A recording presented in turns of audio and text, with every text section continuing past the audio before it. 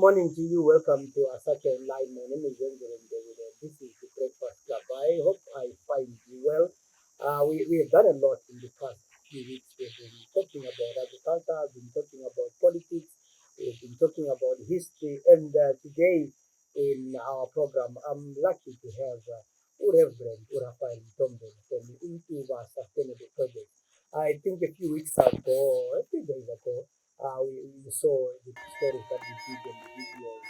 Our guys went with them as they were visiting communities, some of the projects that they are doing, the lovely work that they are doing in Makaya, gardening, farming, and how these projects are changing lives. And today, we want to talk to him, find out the inspiration that is really behind this project, how they are changing lives, and also what motivated him to do this interesting project because isikhathi esiningi abafundisi bathatha imali ebazalwane but yena uyathatha imali echechi yanika abantu. What was the idea behind Intuba? The idea about behind Intuba is simple.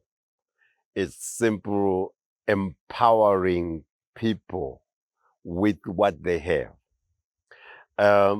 This is my passion. It comes deep into me because I worked with the communities for a number of years.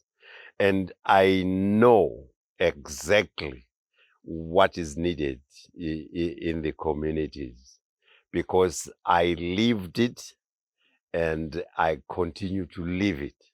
So basically, that is the driver behind the inception of Intuba. It is my brainchild, of course. I had to choose between a number of things which exactly can reach out and make an impact to the people. I could have chosen education, just pursue education. I could have chosen health, pursue health. I could have chosen AIDS, just do a program on AIDS. I could have done a number of these things, but I chose agriculture, fighting poverty through agriculture projects. You worked as a pastor, a reverend, a cholocho in the early 80s and 90s, Pumula Mission to be specific. You go to America. You should, you could have decided to stay there, enjoy life, but you decided to come back and implement this project. What was the motive behind? That's a brilliant question because you are talking about me and my life right there. True, I could have, I was lucky to take all my family out there to the United States. And I could have forgotten about anything that is not my faith. But the truth is, I have something in me which says to me, it's like a therapy to me to be back here and see these communities in their state, especially after drilling a well and digging a solar pump. And when that water is running and that water is reaching their garden, that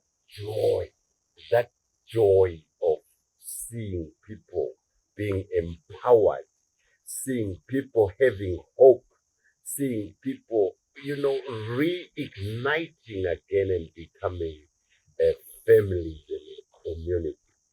That's what brings me back. Kuthiwa khona njengoba ngikhuluma ngimfundisi eBhayibhelini kuthiwa kuhle kangakanani ukuhlangana kwabazalwane bemoya munye kufana lamafutha esehla endevini zika-Aroni esehla ngomphetho wezigqoko zakhe. That's the kind of anointing that you are describing. But tell us about the project. So when you get to an area, what do you do?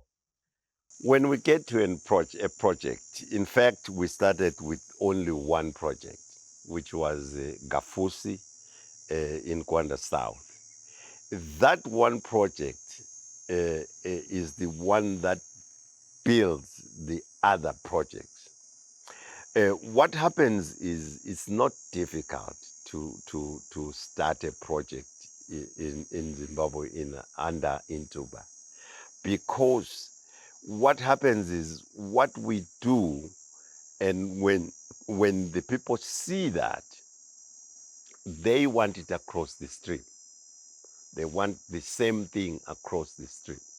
So we assess the community, and we have a way of selecting a community, because the thing is introduced to a community or a village. Not all the people take the thing, as some, if anything new comes in an area, not everybody take it, but a few people will listen in a workshop like meeting and run with the program. Those that run with the program become members of that club or that group. And how do we then get to a point where we are saying this group is now ready to get a water well or whatever? We ask them to use what they have, use the water what they have from when, if they draw it 3 miles from where they are, they go out there and bring it to water their garden. Because we use a system which we call raised beds and bucket drip irrigation system. We mount a bucket and then we leach the bucket through the drip lines on the bed. All what the community needs to do is to fill up the bucket, and the bucket waters the crops that would have been planted there. It becomes easier for them to do it. Those that maintain that, then we say, aha, this group is serious. Only what they need is water. If they get water, they will be unstoppable. It happens exactly that way. Because if we drill a well close to their garden, then it's easy to water, and then they start expanding the garden and bringing more produce, and then the whole community benefits out of that system. So you more like having farming cooperatives where people farm in groups. Yes, yes, yes. We don't have individual support. Like if Brother Ndebele has a small farm, and then he says, "Oh, Raphael, can we have a water well in the tank and so on?" No, we don't do that for individual. We can share our expertise in helping you do it, but we don't fundraise for an individual. We put the group, the families together in a group of 10, 15, 20, 25 families, because we know in each family is 4 to 7 people per family. So if we help 5 families, we know we have helped 5 times 7 people, which is about 35 people. And then the cattle around them, the goats around them, the chicken around them, and everything is helped within that community. Community empowerment is quite an important thing. But also, I've seen a lot of massive projects being done by international organizations, gardening, it was done in town by so and so, and then it fails. After some time, people say, imali yedona siyaphela. How do you keep these people going?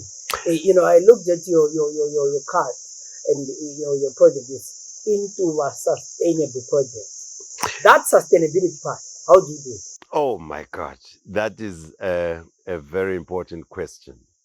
We emphasize that from day one, that Intuba doesn't have a lot of money that can go on and on and on and on at a project. But we set that from the onset to say, We are going to do the gardening.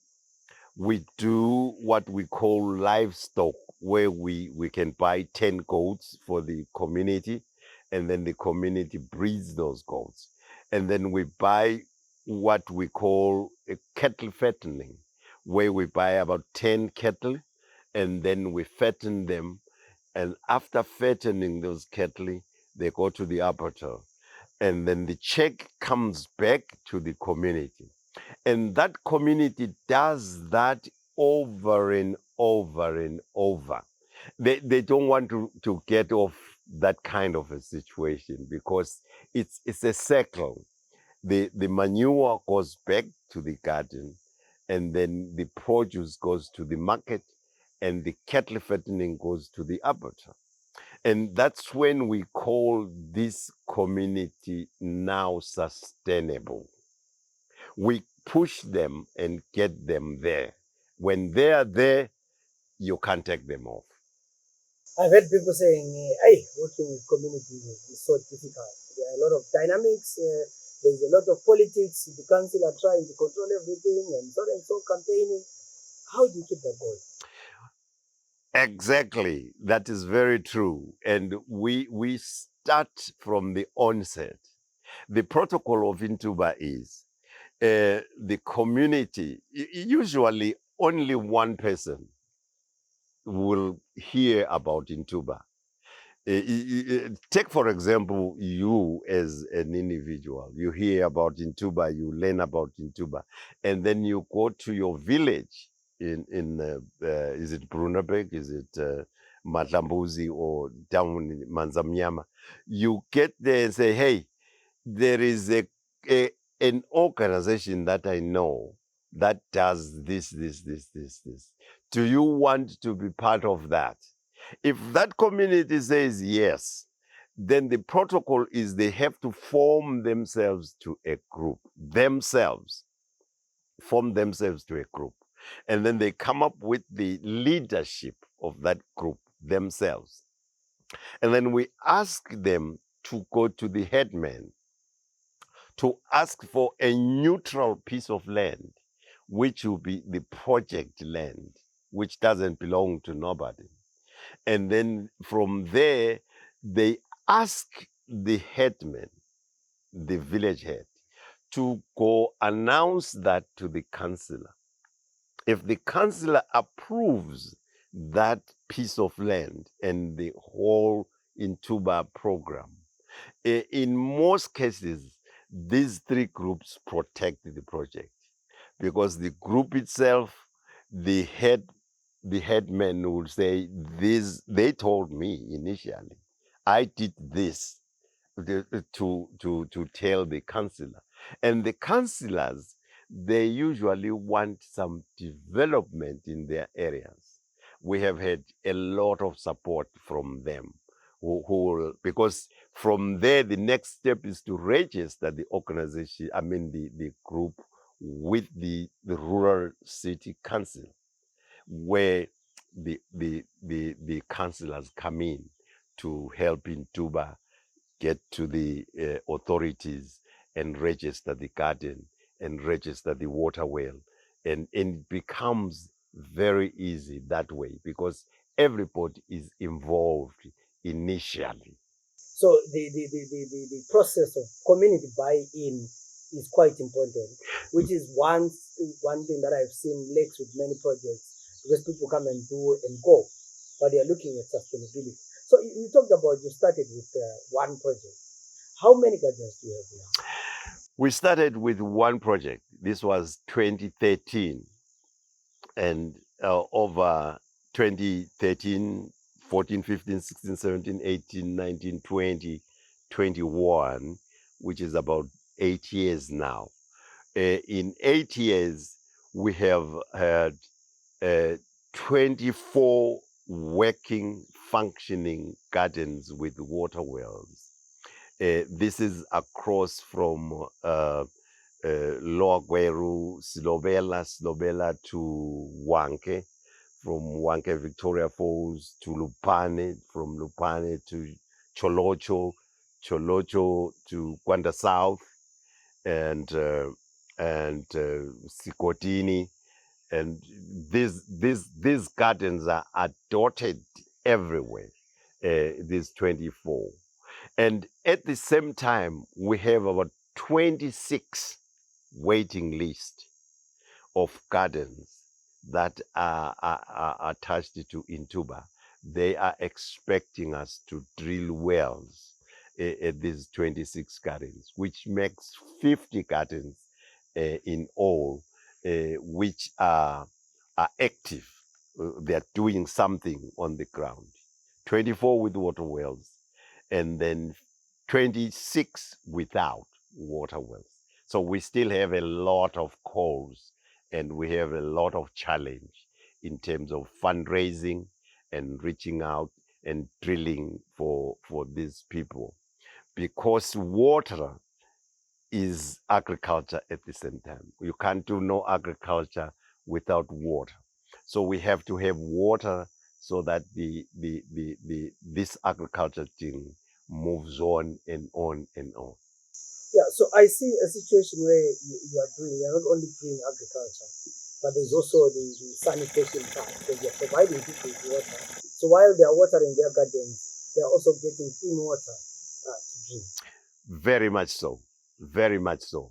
We follow what we the international standard, which is called WASH, where we have water, and we have in our gardens we even have toilets where people build the toilets so that when they are at the garden, they don't go out in the bush and come back to the garden.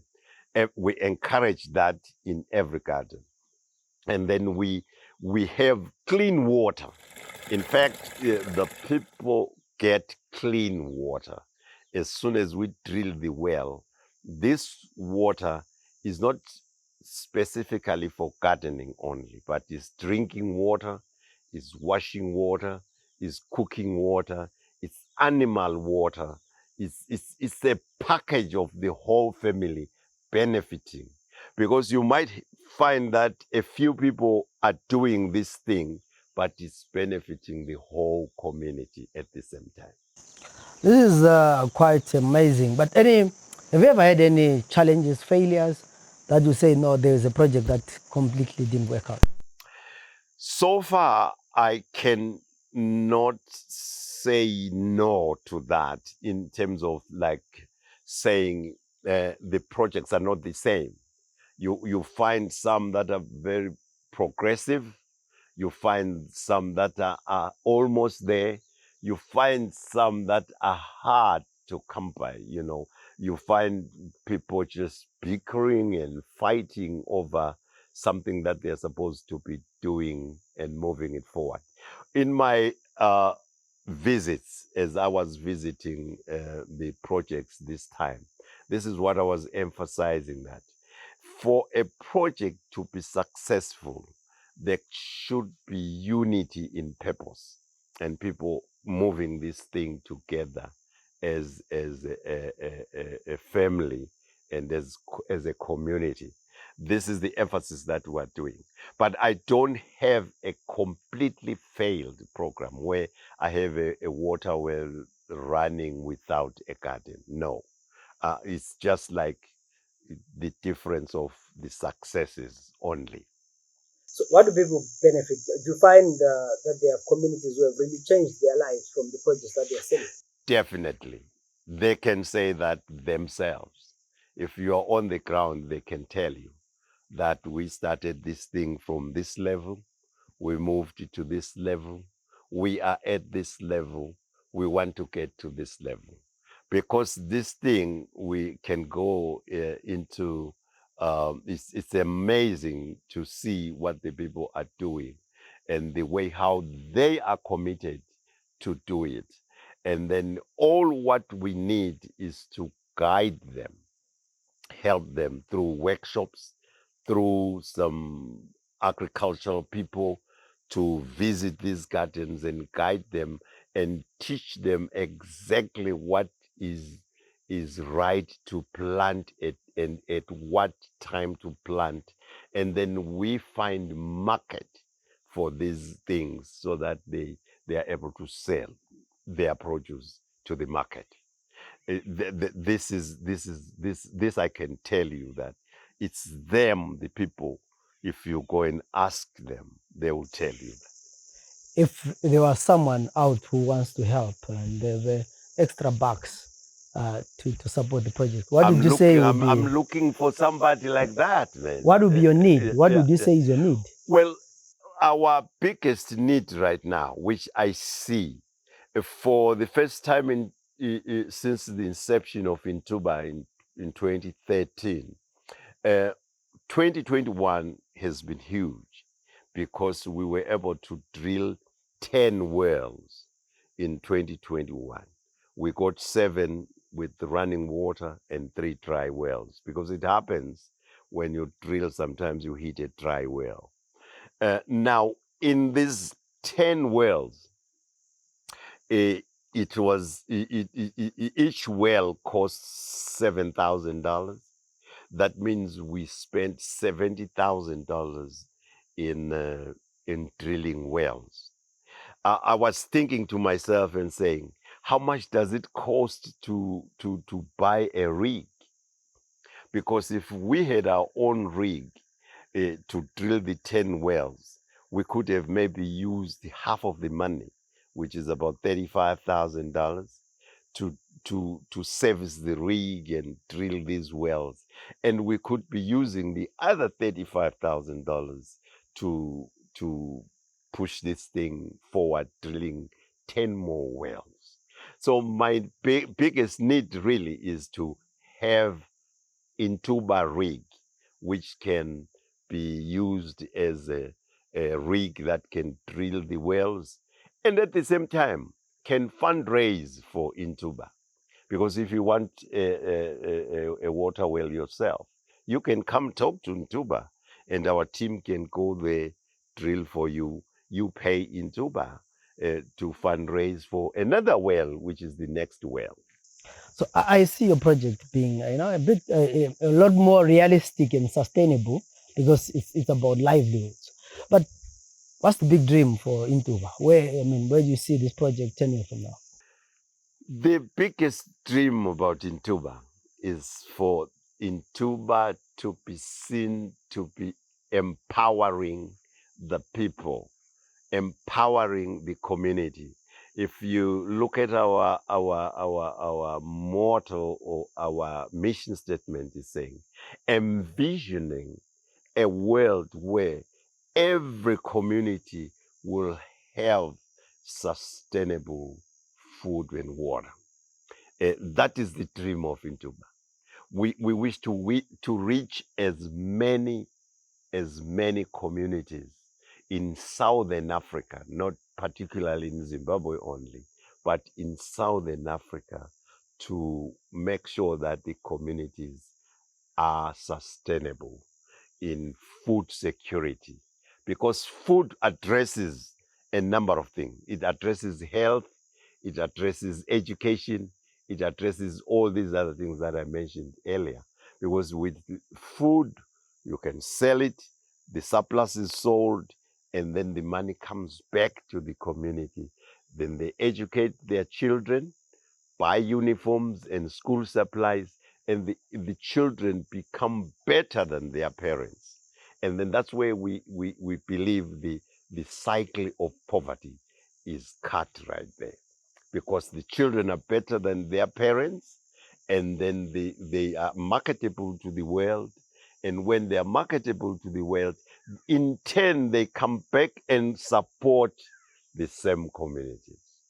So finally, for those who would want to get in touch with you, share ideas, propose new gardens, how do they get in touch with you? Or maybe they want to help you with fundraising and all those kind of things. That would be wonderful. That would be wonderful. I'm really looking for people like that. You can get us at our website, which is www.intuba.org. Or you can pick us on Facebook, Intuba Facebook. Intuba Facebook. We are on Twitter. Intuba Twitter is there as well. And we are on Instagram. If you go Intuba and then you find us there. On telephone, you can find us at 817-774-3872. This is the US telephone number. And then that's how you can link with us as Intuba. We have a system in Zimbabwe, Intuba Trust, which has contacts that you can find as well.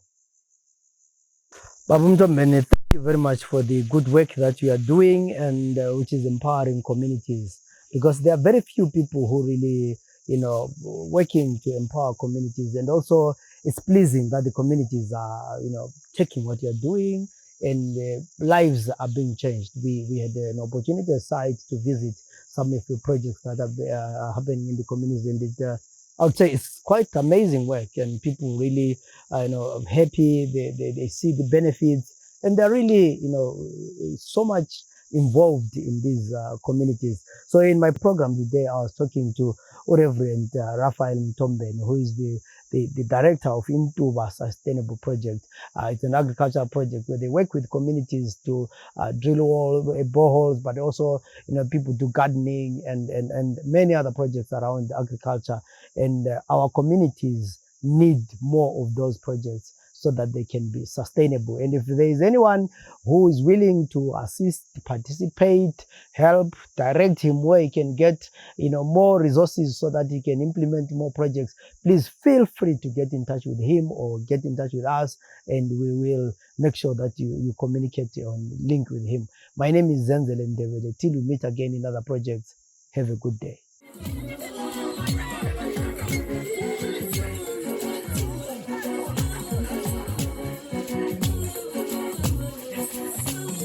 Thank you.